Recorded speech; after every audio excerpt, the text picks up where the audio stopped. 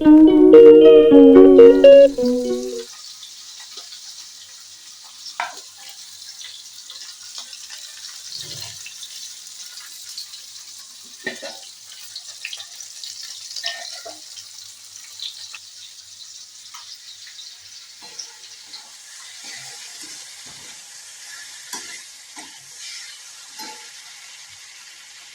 Afternoon everyone, আমি Asima daily blogging channel আবার একটি নতুন ভিডিওতে এনে আপনাদের সকলকে আবার একবার স্বাগত।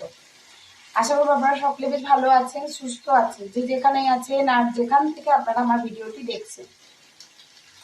আজকে হয়ে গেল শনিবার, 2রা শ্রাবণ, আর আজকে এখন সময় হয়ে গেল প্রায় 12টা 31। আজকের ব্লগটা আজ এখন থেকে শুরু করছি। অবশ্যই ব্লগে শুনতে থাকবেন আর দেখতে থাকবেন আজকের ব্লগটা। বাজলো 12:30, বাট আমার রান্না কিন্তু আজকে একদম কমপ্লিট। আর আমি কিন্তু সাবানের চুড়ি করে নিয়েছি। কেমন লাগছে সেটা কিন্তু অবশ্যই জানাবেন। আমার হাতে কিন্তু এখন মেহেন্দি হয়নি। আজকে যাবো দেখি বিকালবেলা বাজার, তখন নিয়ে আসবো। যাই হোক, আগামী আঁচটা মানে এইদিকে রান্নাটা করে নিই, তারপর আমি আমার জন্য ধুয়ে করবো একটুখানি ডালিয়া। তো দেখালাম মাছের ঝোল করছি আলু বেগুন দিয়ে।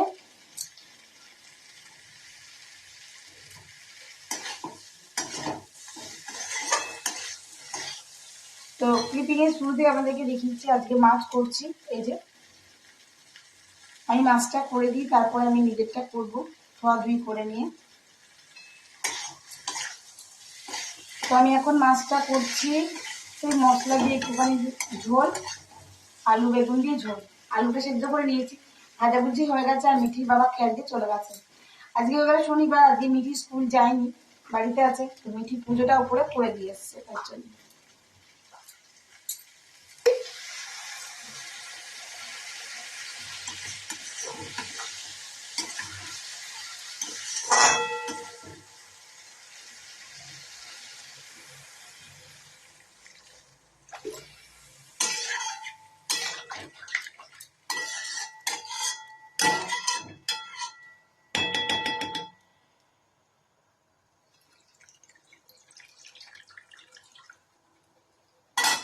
আর আপনাদেরকে তো দেখালাম আমার আগেই ডাল হয়ে গেছে। মিঠির বাবা ডাল, মাছ ভাজা, ঢেঁড়স ভাজা, ঘি করলা ভাজা দিয়ে খেয়ে চলে গেছে।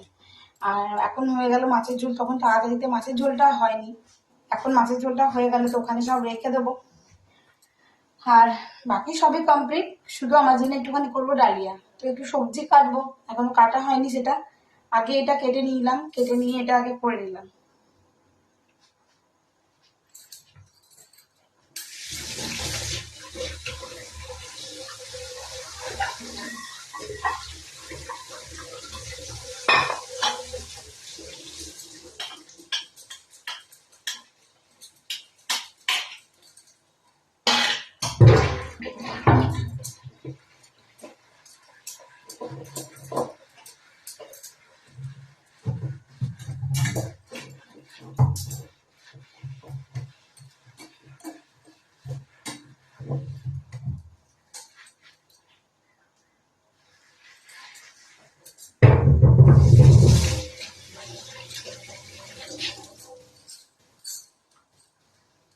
এদিকে মোটামুটি ঝোল ভালো করে ফুটে গেছে।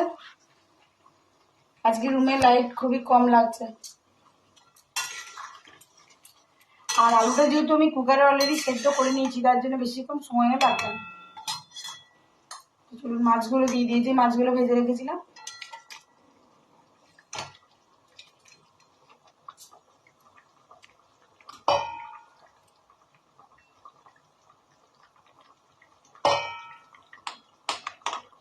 যা মাছ আছে সেটা দুবেলাকার হয়ে যাবে।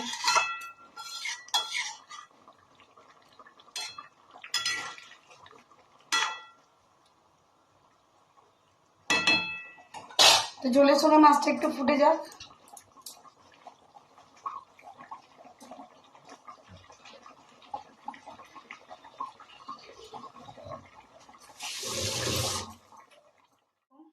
দেখতে পাচ্ছ, আর এটা আঁশ হয়েছে। তো চলো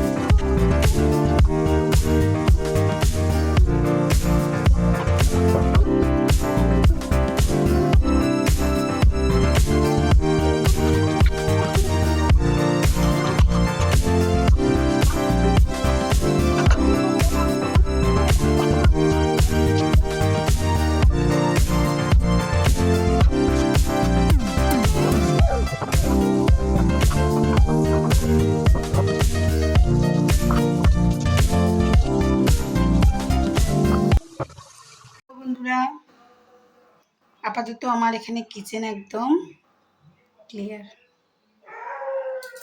দেখো আমার চারদিক ধোয়া মোছা একদম রেডি হয়ে গেছে। আর এবারে আমি যেটা করব, সবজি কটা কেটে আমার জন্য একটুখানি ডালিয়া বানিয়ে নেব, কারণ এখানে মাছ করেছি যার জন্য আমার।